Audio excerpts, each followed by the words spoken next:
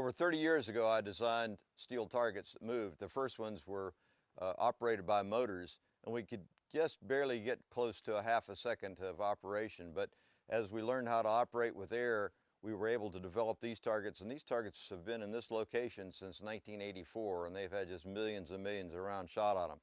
But what they have the capability of doing is that we can set up any one of these targets to operate at a half-second exposure or a full second or anything over that. What we've learned to do, though, is that if we set up all of these targets to operate at a half a second, nobody would ever follow through at them. They'd just drive the weapon, pull the trigger, and move on.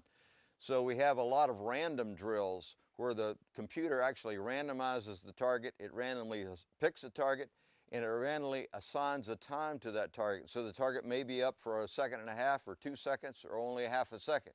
So what it finally forces the shooter to do is to engage the targets as fast as he can engage the targets, knowing that they might still be there if he didn't knock the target over. The neat thing about steel targets is that they not always knock over when we hit them.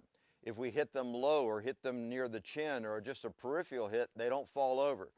You know, there's a lot of schools out here that teaches you shoot 2 shots or 4 shots or 6 shots at a target. We think most of that's nonsense. You engage a target until you stop the target.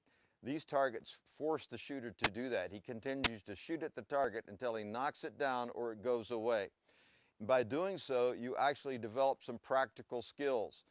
You're not going to go in a gunfight shooting every subject out there 6 times or 8 times or 10 times.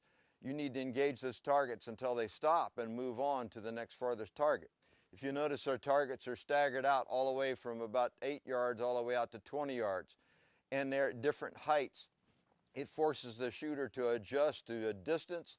It forces the shooter to adjust at the way the target comes out differently, maybe from the side or over, but it always forces that shooter to make sure that he can change up immediately and engage targets at different distances at high speeds.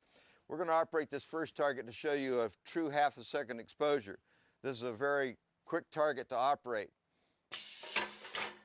That's a half a second.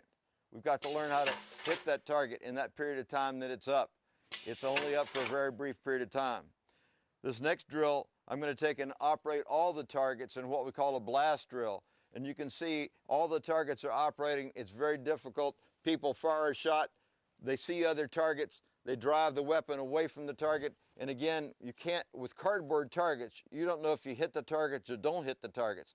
They'll either go away or they stay up forever. But in this case, we have got to engage the closest targets and knock them down before we can move on. We'll operate it and see what it looks like. Stand by.